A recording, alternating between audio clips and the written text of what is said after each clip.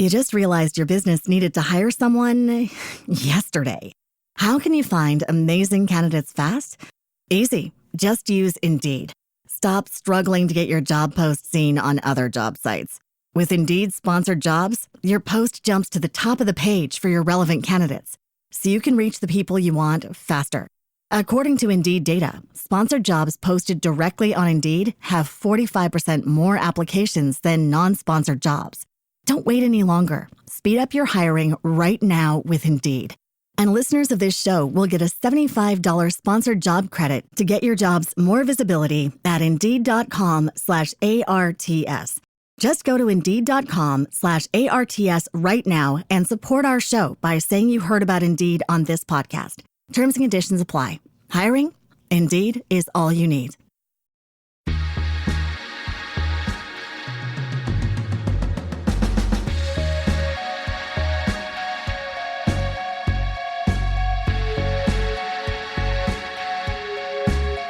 Hola, bienvenidos a Palabras de Noviembre, un podcast sobre escritura. Este es el programa número 39 y tenemos una entrevista con Jaume Vicent.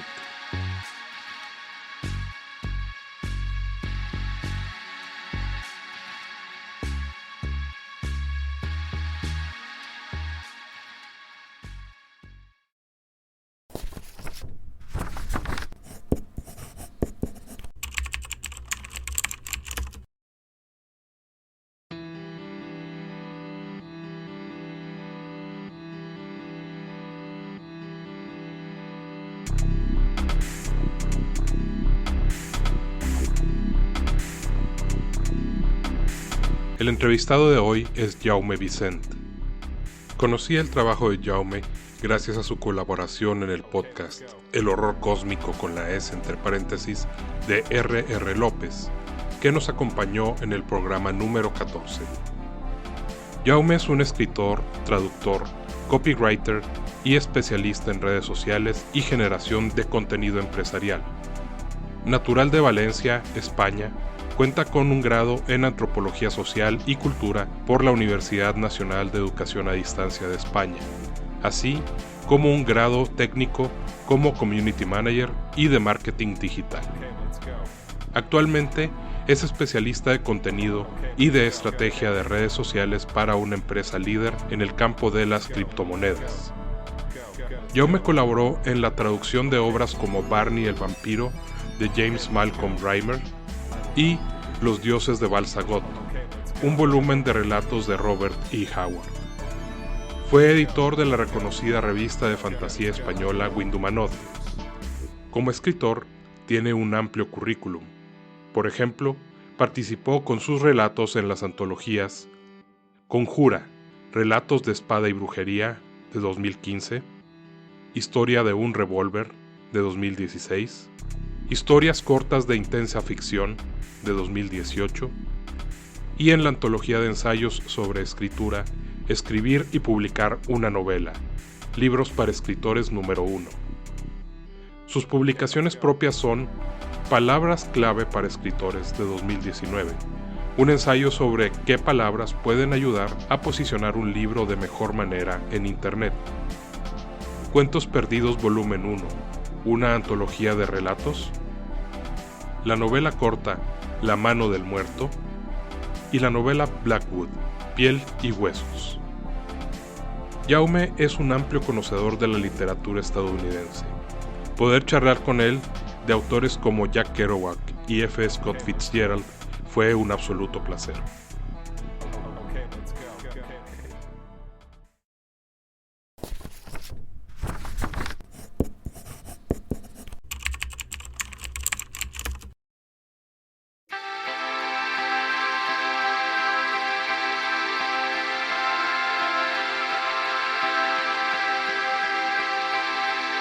¿A qué edad empezaste a leer?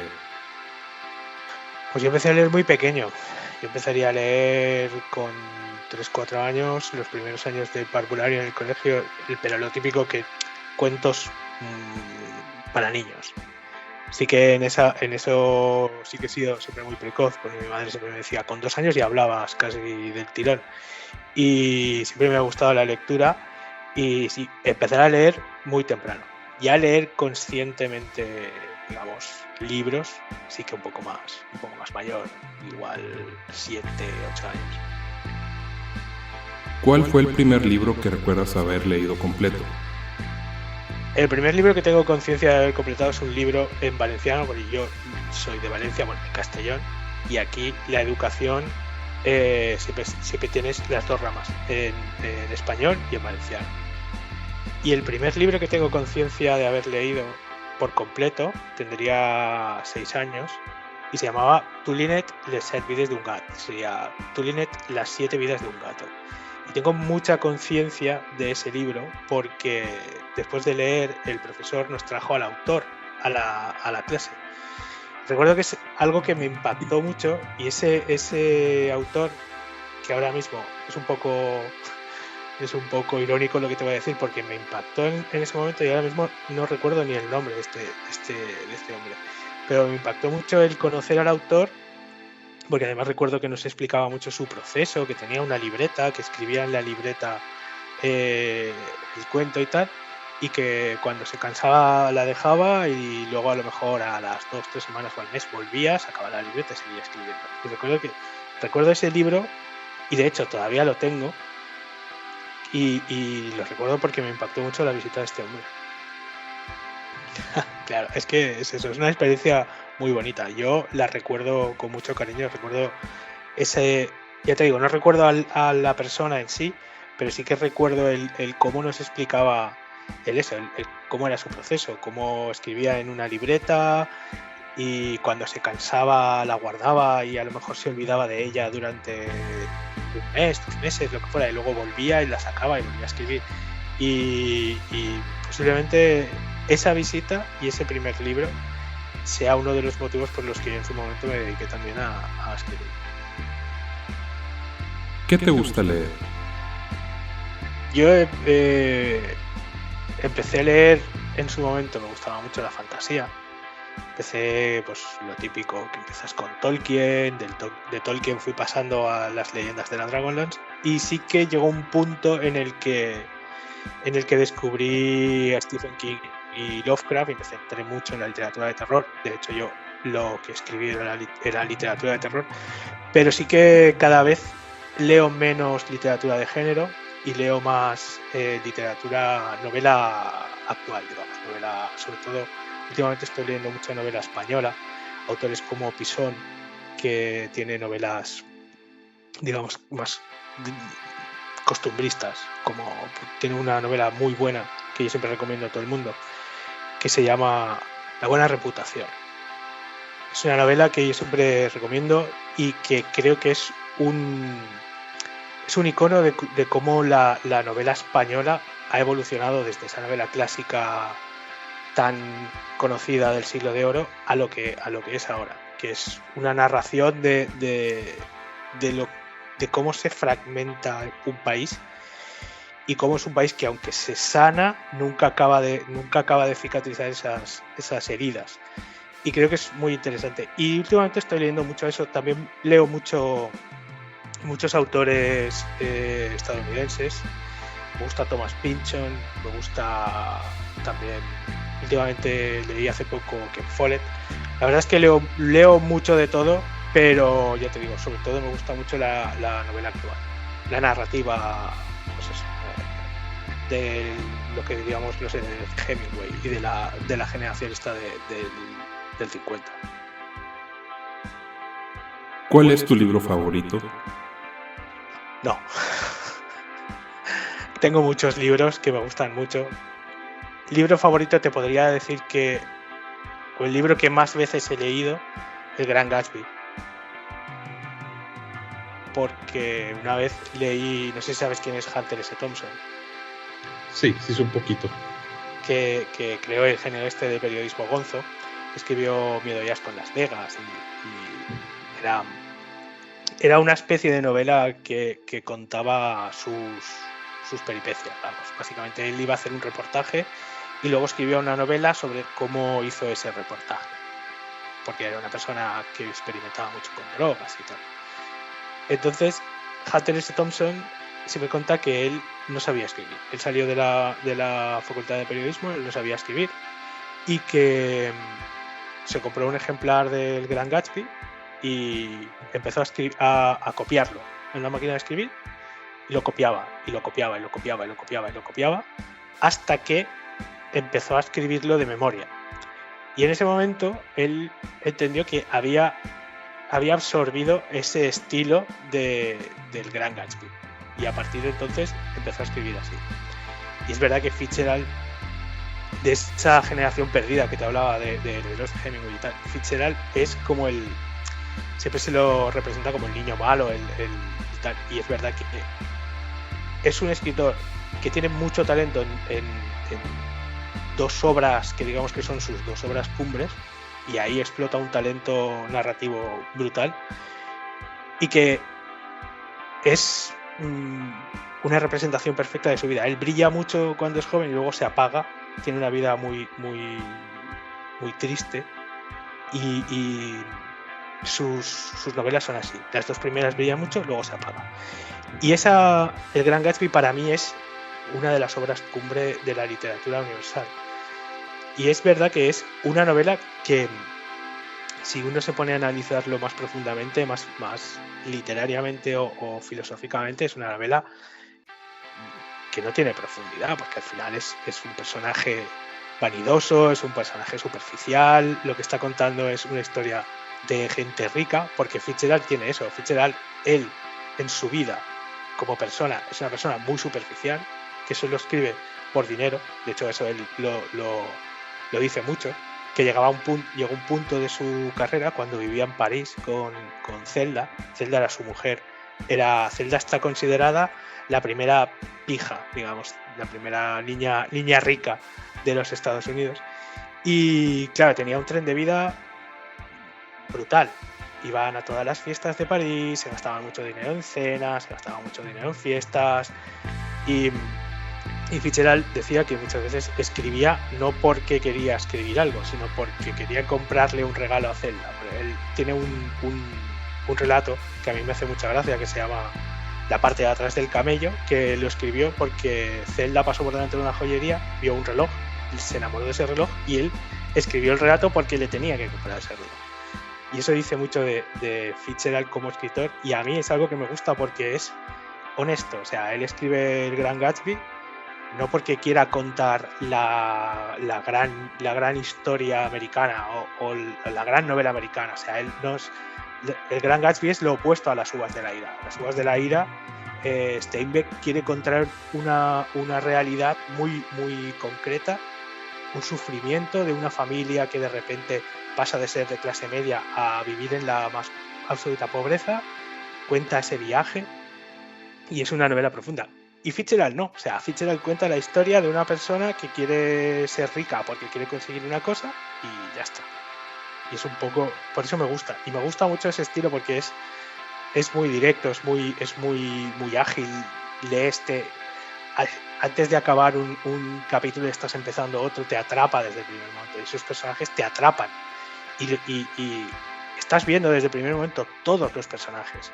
Porque incluso Daisy son personajes superficiales que no te aportan nada, pero te enganchan. Quieres saber qué les va a pasar, qué va a ser lo siguiente.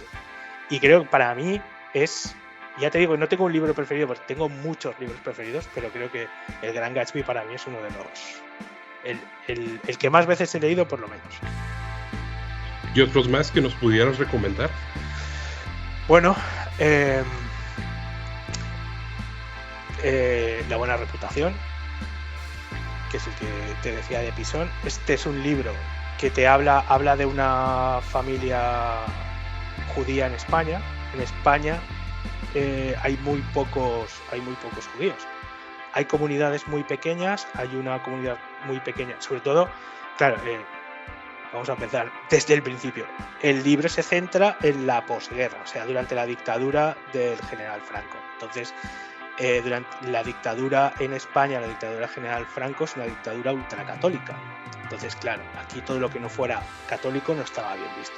Entonces, digamos que existen incluso durante esa época dos pequeñas comunidades judías, una en Madrid y una en Melilla, que Melilla es una parte de España que está en Marruecos, está en África.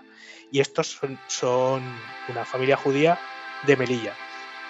Y es un poco cómo vive esa familia desde el final de la Guerra Civil en España, la entrada al poder del dictador Franco, y las siguientes generaciones, cómo llegamos hasta prácticamente la transición.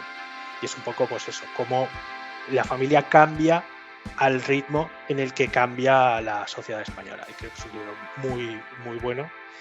Y si me dejas recomendar otro, te diría Historias del Cronen. Historias del Cronen es un libro que también tiene película, por si alguien no tiene ganas de leérselo y quiere ir directamente a la película. Es un libro que retrata la generación de gente de chavales de los 90, la generación X, en Madrid. Es un libro que se me asemeja bastante al Gran Gatsby, pero es mucho más radical. O sea, es una generación de niños ricos de Madrid que viven a tope, que todas las noches se van a emborrachar, que se inflan de cocaína y que lo único que quieren es pasárselo bien y vivir y desfasar todo lo que puedan. Tiene un componente trágico, porque al final es lo que hablábamos con Gatsby. Esta gente brilla mucho, pero se apaga muy rápido. Me recordaste, no he leído a Fitzgerald, pero no sé, como que se me asemejó un poquito al Guardián en el Centeno. Sí, tiene de hecho, yo creo que tiene una similitud con el Guardián entre el Centeno de Salinger. Son dos libros de dos épocas muy concretas, porque el Gran Gatsby es la época del final de la Primera Guerra Mundial y el Guardián entre el Centeno es la Segunda Guerra Mundial. Y es verdad, son dos generaciones, porque son dos libros generacionales. Digamos que el Gran Gatsby es esa generación de los años 20.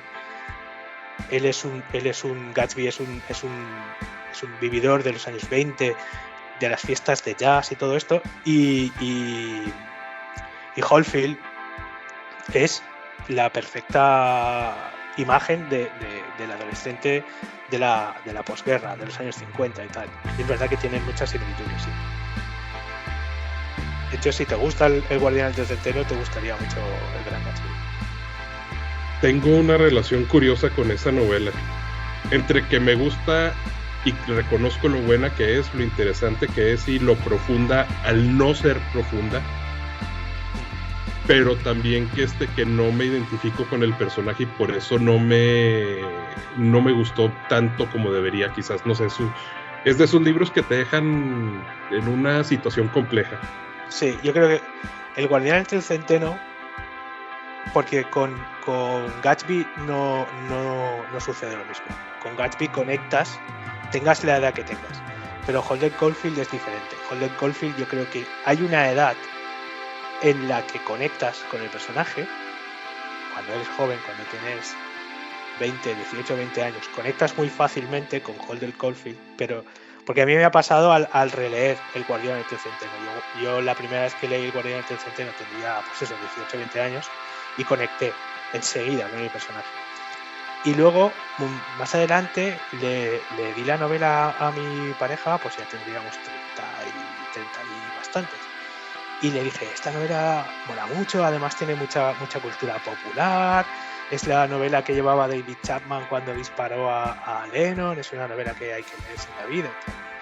Y la terminó y me dijo, es que no la soporto, no soporto al chaval este, es un petardo. Y me impactó. Y entonces dije, ostras, voy a volver a leerla. Y es verdad que cuando la lees con una óptica adulta, o sea, Holden Caulfield es insoportable. Por eso es una novela perfecta para un momento de la vida. Y yo creo que ahí es donde esa novela se ha hecho tan popular, porque conecta muy bien con una etapa de tu vida. Luego, pues sí, es una gran novela, es lo que es, pero es una novela, para mí es estacional, porque es para una etapa de tu vida. Me dejaste pensando En otro par, Fight Club y Demian se me hace que son una situación semejante. Sí. Lo que pasa es que a mí el Club de la Lucha es que me gusta mucho. Sí, me sí. gusta ese y me pasa lo mismo con la película. Yo la película llegó un punto en el que pensé, si la vuelvo a ver no me va a gustar, pero no, me sigue gustando. Me sigue tocando la misma fibra. ¿Cuál es tu libro menos favorito? Tengo alguno, ya que no sean favoritos, alguno que no he podido, y es raro, porque yo no suelo dejar libros a medias. De hecho, las veces que he dejado un libro a medias con el tiempo he vuelto a él. Y me pasó con, por ejemplo, el libro póstumo de Hemingway, París era una fiesta. Me lo dejé porque no podía con él, pero luego lo retomé más adelante y me gustó más. Pero libro que no haya podido, que no haya podido de ninguna manera, te diría que el primero de la trilogía de La caída de los gigantes, de Ken Follett. Te diría que es de los pocos que empecé y antes de las 200 páginas no pude. Y pensar que es una trilogía en la que cada novela son 1000 y pico páginas, dije no puedo perder tiempo en esto. ¿Por qué es importante leer? ¿Por qué es importante escribir? Leer es importante porque leer te ayuda a formarte como persona. Leer la lectura y la escritura te ofrecen una plasticidad del cerebro que no te lo ofrece ninguna otra actividad, bueno, quizá la pintura. Y además leer es importante porque podemos. Porque tú a un perro le pones un libro delante y lo va a mirar, pero no va a saber leer. O sea, somos el único animal que existe sobre el planeta que es capaz de leer. O sea, tenemos ese superpoder, igual que escribir. Son dos superpoderes que tenemos y que estamos perdiendo. Y creo que es importantísimo. O sea, la lectura es la base de todo. La base del conocimiento es la lectura. La base de desarrollarte como persona es la lectura. Es importantísimo. ¿Qué es para ti un buen libro? Un buen libro es un libro que te guste, que disfrutes leyendo, que te sientes a leer y cuando levantes la vista de las hojas haya pasado una hora y quieras seguir leyendo. ¿Cuáles son tus autores favoritos? Te he dicho Fitzgerald. Antes me gustaba mucho Stephen King, me sigue gustando, pero no tanto. José Ignacio Pisón, me gusta mucho Steinbeck, me gusta mucho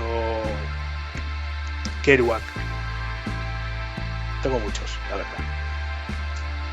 Kerouac me pasó algo bien curioso porque yo había leído, tuve un profesor americano, yo soy mexicano, y nos llegó un profesor, un muchacho recién salido de universidad, y justamente venía muy aficionado a Kerouac. Yo creo que en cierta forma se inspiró de irse a México por On the Road.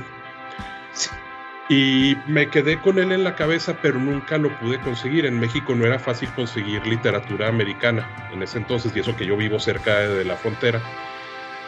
Ya lo leo y sí me gustó. Y después entré a un club de lectura y empecé a leer, recomendaron dos, Los Vagabundos del Karma, y no me acuerdo cuál otro. Y si mal no recuerdo, Los Vagabundos del Karma sí me gustó muchísimo, y de hecho tiene la curiosidad de que es aquí en la zona en la que yo vivo, una de las partes. En uno de sus viajes viene aquí a la frontera en Ciudad Juárez y duerme aquí en El Paso, y hay una zona en la que yo tomo a veces la carretera y me imagino que ahí es donde se echó a dormir Kerouac. Sí. Es muy curioso porque los tres grandes libros de Kerouac, On the Road, Big Sur y Los Vagabundos del Dharma, son exactamente el mismo libro, porque son viajes de Nueva York a San Francisco, de San Francisco a Nueva York, y en Vagabundos del Dharma sí que cambia un poco, porque sí que te abre una ventana un poco más personal. Te habla de la chica con la que está, que es una mulata, que en aquella época está muy mal visto y tal. Y es verdad que son muy interesantes. Y me gusta mucho Gabriel García Márquez. que se me ha quedado en el tintero y es uno de mis autores favoritos. Te pudiera preguntar por qué King ya no te gusta tanto. Porque una que he dejado de leer mucho, he dejado de leer terror prácticamente.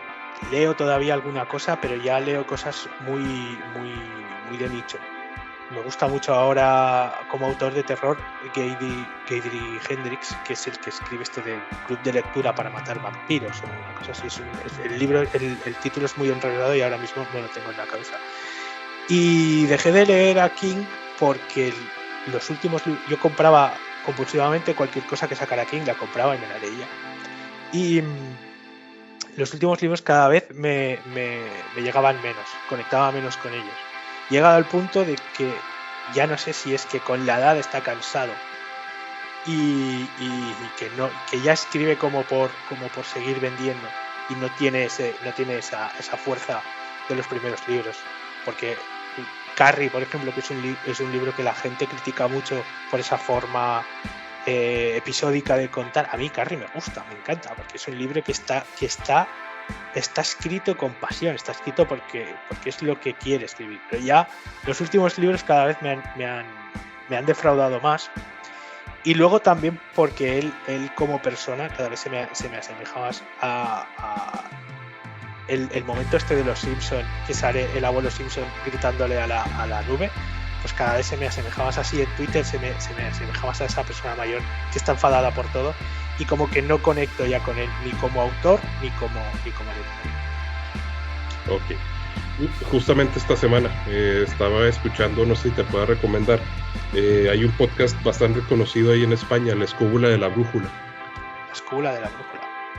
Sí, hablan de muchos temas, normalmente es historia, pero se suelen meter ahí de repente a temas de cultura pop.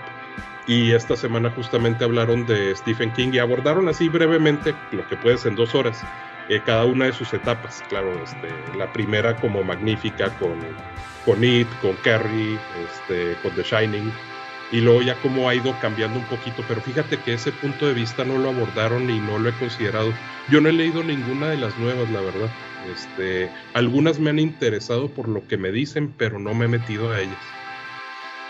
Yo, a ver, no son malas novelas, porque Stephen King, con la experiencia que tiene, no escribe una mala novela, pero es verdad que no es lo mismo, porque la última que me leí yo, que era Billy Summers, ya no, muchas veces deja los temas de terror y se centra más en temas como de novela negra, y la verdad que la novela negra no es algo que se dé especialmente bien, o por lo menos no me engancha a mí como lector, y es por eso simplemente. ¿Por qué escribes? ¿Cuándo empezaste a escribir? Creo que es la primera pregunta que te he contestado con lo del primer libro que leí. Esa visita de ese escritor me dejó una huella de pequeño. Es verdad que durante la adolescencia y tal nunca pensé voy a escribir. Sí que escribía de vez en cuando, escribía algún cuento y tenía siempre un cuaderno en casa en el que escribía cosas, pero nunca pensaba en dedicarme a escribir. Y llegó un punto en mi vida en el que perdí el trabajo, estuve bastante tiempo sin encontrar trabajo y tal, durante la crisis aquí en España del 2008 y eso, y empecé a escribir cada vez más y me metí más y con la apertura de internet era mucho más fácil acceder a contenidos que te ayudaran, que te explicaran, y ahí empecé. Y un día de repente pues me dio por presentarme a concursos y tal, me fue bien, a la gente le empezó a gustar lo que yo escribía y sin comerlo ni beberlo de repente empecé a escribir mucho. No, pues a mí de hecho el escribir me hizo cambiar de vida. Yo di un giro de 180 grados en mi vida gracias a la escritura, porque yo nunca hubiese pensado, nunca se me pasó por la cabeza ni dedicarme al marketing, ni dedicarme a nada de lo que estoy haciendo ahora, y es todo gracias a la escritura. O sea, a mí el escribir, yo me hice mi blog, que era Excentria, de repente explotó, tenía un montón de seguidores, me llegaban un montón de ofertas de trabajo y empecé a trabajar escribiendo gracias a ese momento de mi vida en el que dije voy a empezar a escribir. Y hoy en día me dedico a lo que me dedico y tengo el trabajo que tengo gracias a eso. ¿Qué género o géneros escribes? Yo escribía sobre todo terror. He escrito mucha fantasía, lo que pasa es que no he publicado nunca nada de fantasía. Algún relato suelto en antologías de Pulp, sí que recuerdo uno. Pero siempre, aunque escribiera fantasía siempre o ciencia ficción, siempre acababa tirando hacia el terror. Siempre había elementos de terror, siempre era una fantasía o una ciencia ficción muy oscura. Y básicamente he escrito toda mi vida terror. Es verdad que se me ha quedado la espinita clavada de no haber escrito nunca una novela pues como a mí me gusta, una novela contemporánea. ¿Cuáles son tus temas favoritos para escribir? ¿Qué te inspira a escribir? Pues la verdad es que no, porque suelo escribir sobre todo escribo sobre cosas que me tocan. Escribo muchos de mis relatos y muchas de las cosas que he escrito tratan sobre la soledad, sobre problemas familiares. Sí que podemos encontrar quizá un hilo conductor que son las mujeres, porque casi todos los protagonistas de lo que he escrito eran, viéndolo así ahora desde fuera, eran mujeres que estaban solas o mujeres que estaban atravesando un momento complicado. Entonces sí que tengo ese tema un poco, supongo que también porque yo me he criado en una familia, mi padre trabajaba 10-12 horas y mi madre trabajaba 8, entonces el poco tiempo que yo pasaba con mi madre o con alguien de mi familia que no fuera mi abuela y mis tías, era mi madre, y era muy poco porque ella también estaba trabajando siempre, entonces igual un poco es por ahí. ¿Qué cosas específicas has usado o usas como inspiración? Sí.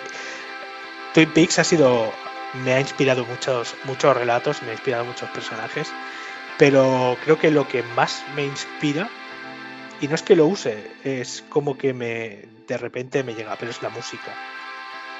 Canciones, muchos, y quizá te diría los mejores relatos que he escrito me han nacido o me han surgido escuchando una canción. Por ejemplo, uno de los relatos que publiqué en una antología sobre Lovecraft me surgió escuchando House of the Rising Sun, y de repente es como que me genera un clic en la cabeza y tengo que escucarla en bucle, y empiezo a escucharla y tal como la voy escuchando voy tirando del hilo y voy sacando el relato. Me pasó también un relato que escribí hace mucho tiempo que se publicó, pero creo que ahora es muy difícil encontrarlo, que se llama Caído del cielo, y me pasó con The Chain de Fleetwood Mac.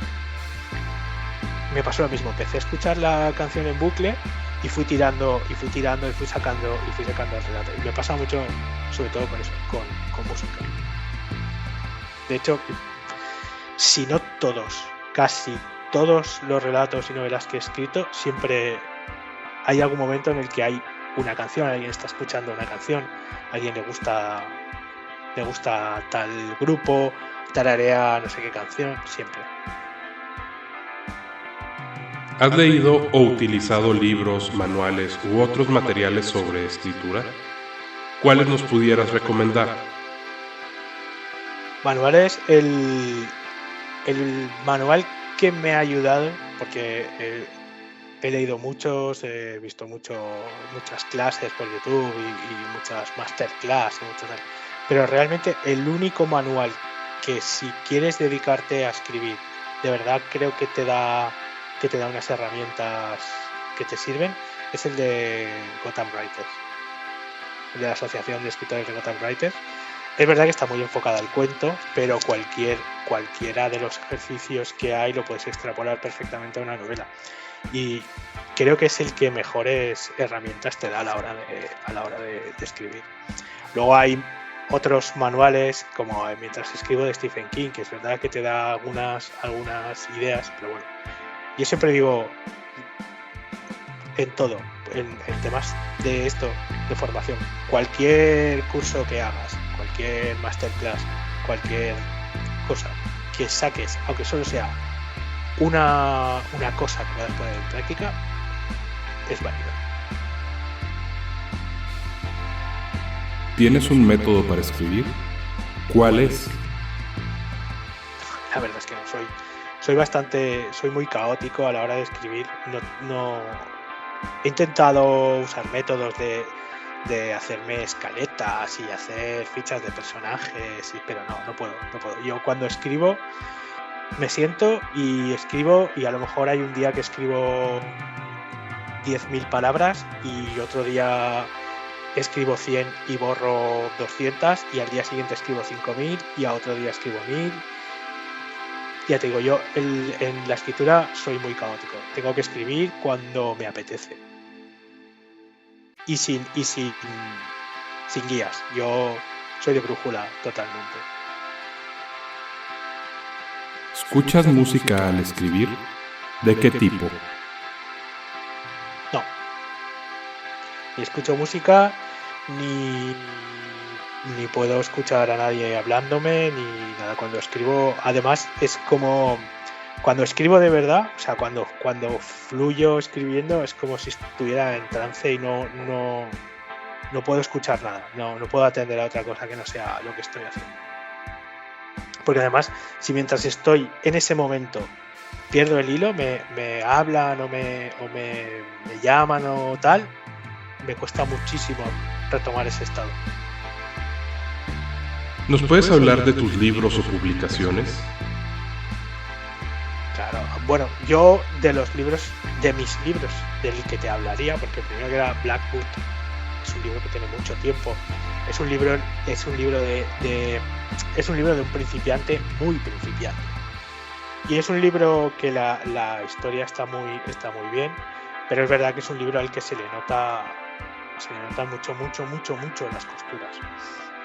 Yo creo que soy mejor en el relato que en la novela, porque por mi forma de escribir, por esa explosión de escritura a ratos, la novela me fatiga mucho, entonces me cuesta mucho, llega un punto en el que me cuesta mucho que todos los personajes vayan al sitio al que tienen que ir. Es verdad que tengo 2 novelas largas, lo que pasa es que no llegué a publicarlas, se me quedaron y siguen estando en el disco duro.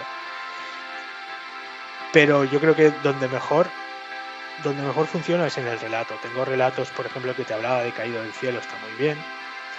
Y luego el último libro de relatos que publiqué, que era Cuentos perdidos, el volumen 1, ahí hay muchos relatos que... Hay uno de los relatos que es El guardián de mi hermano, que yo creo que para mí es mi mejor relato, que es un cuento de vampiros, pero un cuento de vampiros diferente, desde un punto de vista y con una historia muy diferente. Yo creo que para mí es lo mejor que he escrito.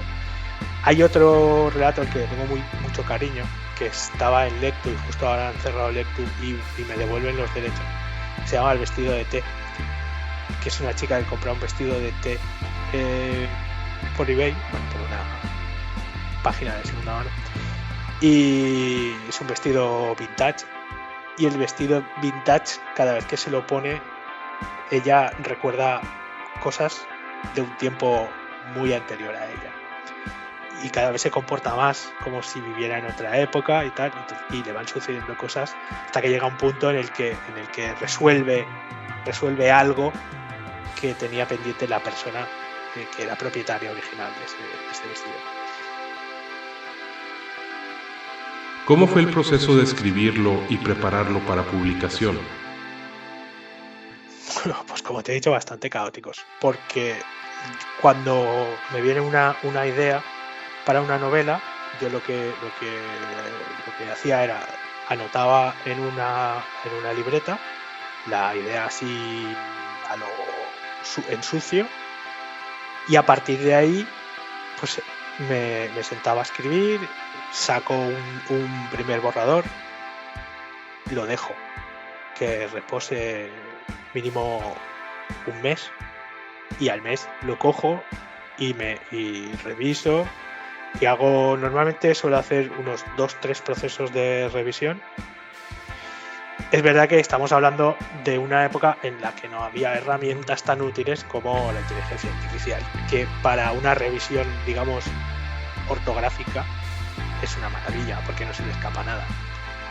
Es verdad que para una revisión, digamos, ya gramatical o de estilo no te funciona, pero sí que me hubiese venido muy bien, porque al final las erratas las carga el diablo y siempre se te quedan. Siempre. Entonces, pues, normalmente eso, un par o 3 de revisiones, luego ya enviaba a lectores cero para que me dieran su opinión y tal, y a raíz de lo que ellos me decían, pues editaba. Y es verdad que, como te digo, como tengo ese proceso tan caótico, muchas veces se me quedaban hilos sueltos, o había personajes que lo que hacían en una escena no cuadraba con lo que hacían en otra, entonces sí que ahí había un proceso de reescritura que solía ser mucho más largo el proceso de reescritura que de escritura. ¿Qué piensas de la autopublicación? Para mí el mejor es la autopublicación.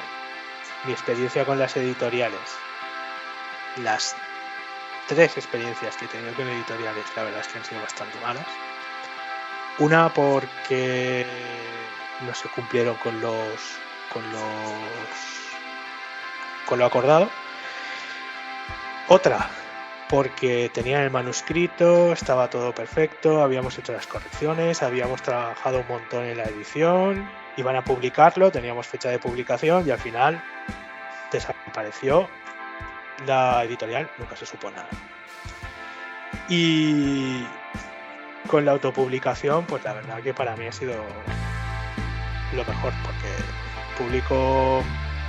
publiqué la antología de relatos y ya está, ya funciona, y ahí está en Amazon, y no me ha dado ningún disgusto por el momento. Si tienes, pero hay que dedicarle tiempo.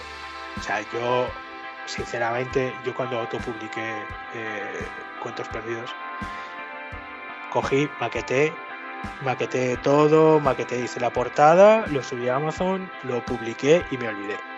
Y es verdad que si quieres que el libro funcione, le tienes que dedicar mucho tiempo. Tienes que saber cómo funciona Amazon, tienes que tener una buena página de autor de Amazon, tienes que comprometerte a publicar más de un libro, porque si solo publicas un libro, ese libro se queda ahí y ya está. Y Amazon lo que quiere es que estés continuamente publicando. Entonces un libro tira del otro, tienes que saber cómo funciona, tienes que tener un poco de noción de SEO para posicionarte bien, para que tu libro, la descripción del libro, tenga las palabras clave adecuadas, las categorías adecuadas, las etiquetas adecuadas. Tienes que invertir en Amazon Ads.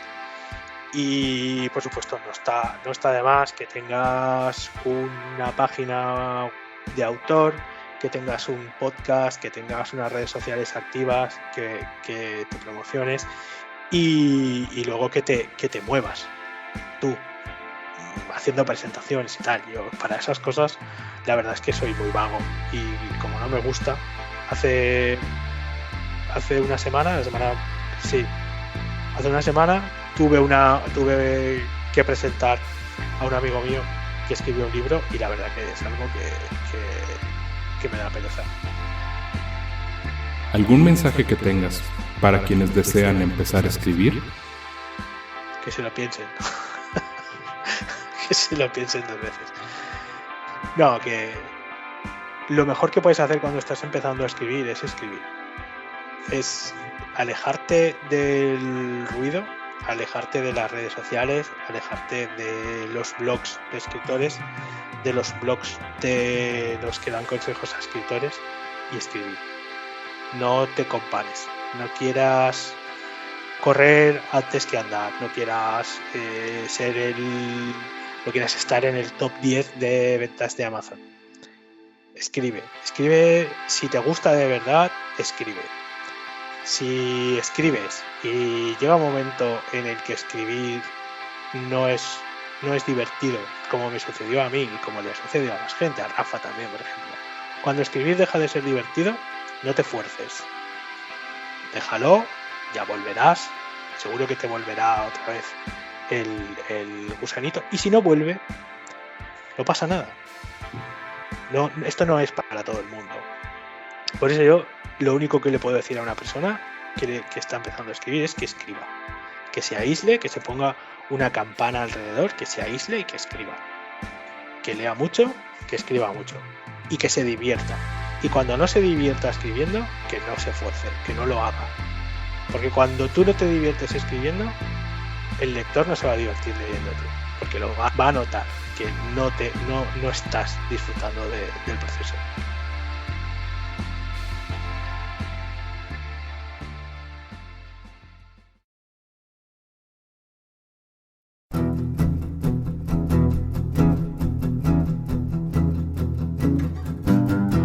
Palabras de Noviembre está disponible gracias a iVoox y también se encuentra en Spotify y en YouTube. Está producido bajo la licencia Creative Commons BY-SA Atribución Compartir Igual 4.0 Internacional.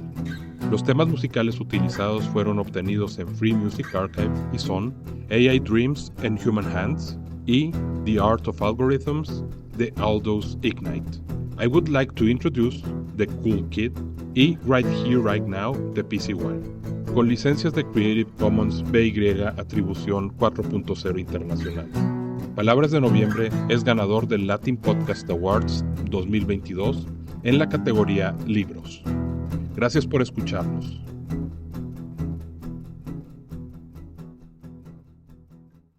You just realized your business needed to hire someone yesterday. How can you find amazing candidates fast? Easy. Just use Indeed. Stop struggling to get your job post seen on other job sites. With Indeed sponsored jobs, your post jumps to the top of the page for your relevant candidates, so you can reach the people you want faster. According to Indeed data, sponsored jobs posted directly on Indeed have 45% more applications than non-sponsored jobs. Don't wait any longer. Speed up your hiring right now with Indeed. And listeners of this show will get a $75 sponsored job credit to get your jobs more visibility at Indeed.com/ARTS. Just go to Indeed.com/ARTS right now and support our show by saying you heard about Indeed on this podcast. Terms and conditions apply. Hiring? Indeed is all you need.